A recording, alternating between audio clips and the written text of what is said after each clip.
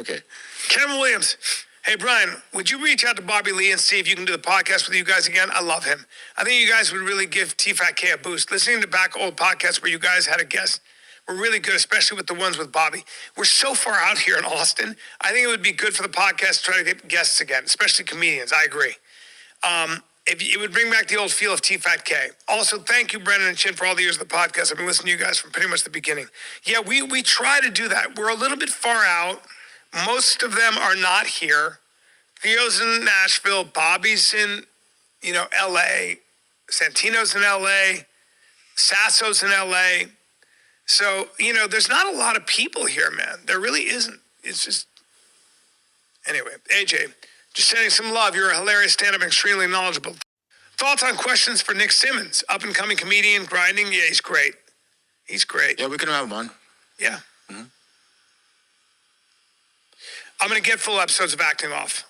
And the reason I didn't have full episodes is we weren't quite sure what the show was when we were doing it live. But we will. Mike, do you think the vibe was better, more consistent back when you and B were traveling the road together? Maybe that's why the energy's a little off sometimes. We love you both and just want you guys to be silly geese you always were. Die-hard fan no matter what, and I've seen you live twice. Bro, you're the best. Mike, thank you, Mike. Both times you murdered. Both times you murdered. Yes, thank you. I love these questions, man. Thank you, buddy. No, it's just B and I just are going through stuff, but we're good, man. And it's so, he's my brother, and I love seeing him. We love doing this. I look forward to it all the time. Yesterday, I was a little bit of a bitch, by the way, or today. I was like, a little sad. I was a little sensitivo. You know what I did, though? Guys, when you feel that way, when you feel defeated, when you feel tired, when you're depressed, get to work. Go work out, take action. Look at what you want to do, look at what's bothering you, and contribute to its follow-through. All right? Just do that. Just take action. TFAC Army reporting for hanging out more together on the pod. Like the rodeo you guys talked about. We really should, dude. We should have dinner with family. We really should. He's the worst, by the way. He's worse than I am. He's just like, when he's home, he's home. He doesn't answer his phone. He's just so into his kids' sports that, Ed Schwartz, when are you coming back? I'm blaming it all on him. I'm coming back to Magoobies in July. So come get some. Come get some. Ryan Messina Chin, please play the Paramount UFC theme music and have Bryan sing Big Dick Bandits, Big Dick Bandits, Big Dick Bandits, yeah! There you go. Dude, that's strong. When am I getting a TFATK tattoo? I should. On Rogan's Fight Companion, missed you, by the way. Someone asked about Eddie and Joe in a fight. Did you see the clip? It was very funny. But we're building it. How long is your nap after listening to Schaub talk over everyone? JH. For God's sake, JH. Be respectful. Yeah, we both have a problem with interrupting. We're both a couple of oopsers. Third Kid DeLeon. Dude, what are you going through? Honestly, listening to you talk about how things are bad, maybe a bit worried as a fan. I'm good, brother. Thank you, man. I just wanted to be honest with you guys. I just feel like why hide it? Why not show you guys that I go through some stuff sometimes? And sometimes I can't even put my finger on it. I just get depressed. I get sad. Maybe I felt a little bit like at my age I wasn't as successful as I wanted to be. Maybe I was around some really, really successful people and it made me a little bit sad. Killed it. I don't know what you're talking about. Yeah, but I just, I get down on myself and it's easy to do. And I just get back to work. I get back to work. So I think all of us go through that. And I think maybe it's helpful to see somebody older who has had a lot of success go through that so you don't feel as alienated when you do. That's true. But there's a way out always. And I don't drink, I don't do any of that. I just try to feel it. I try to go through it. I just try to watch it. I experience it, and then I put it into context, or I do something to get myself out of it. That's why I feel so much better today. I went home and I worked until like 10:30 at night, and my wife likes seeing me do that. Like, your woman will see you be a man. She knows you're going through shit, and then she sees you doing something about it, right? That's what you want to do. So, Rodolfo, is Anyone, Bryan, big fan from the UK here. In a previous Brendan Q&A show on Patreon, the blame suddenly lied with you that the podcast numbers were down. And there was suggestion that you were only doing this for the money. And if that was true, a conversation needed to be had. No, I don't think that's fair. And that would be Brendan having a moment. He's having a moment. And personally, I think most fans would agree it was to do with the Bobby Lee drama. Yes, it probably was. But, Bobby and I have made up. He has 97 questions from 311. He has yet to answer.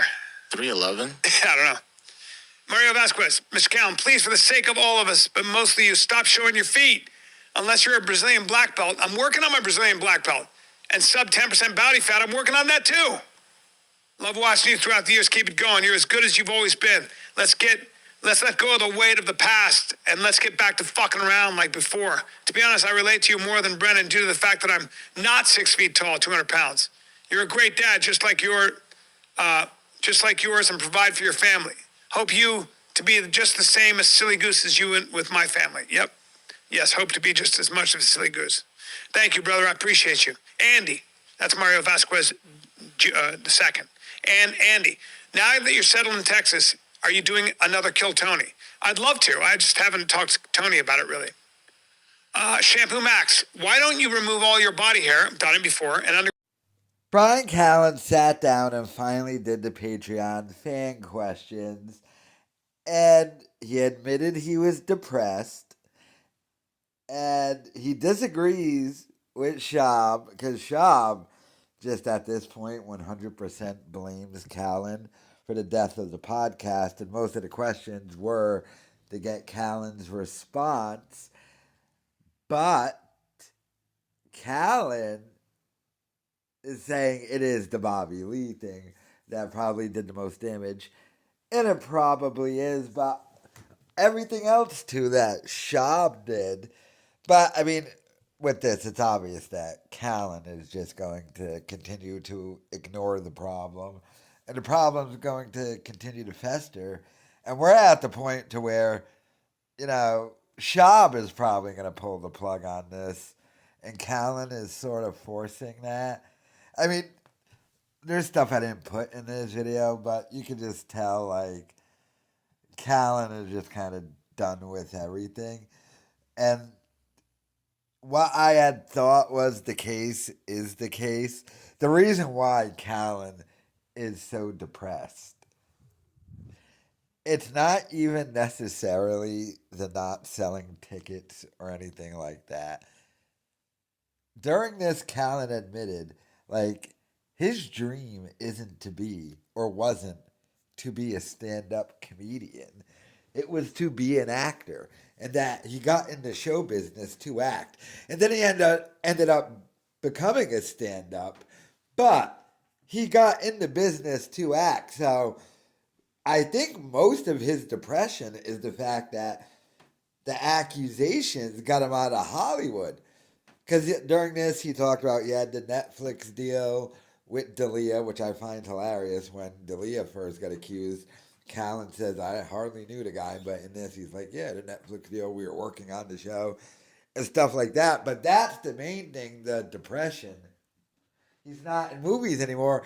And his buddy, Todd Phillips, is making movies now and could put Callen in them. So that's one of the biggest depressions, and the fact that the stand-up is affecting and everything like that. But I think at this point, Callen figured he wouldn't even be doing stand-up that much. He would be just on a show or something like that. And I think there was a ulterior motive other than just being part of the comedy mothership of him moving to Texas. But I'm not too sure about that. He only alluded to it during this. But aside from that, we got some answers, but let me know your thoughts in the comments.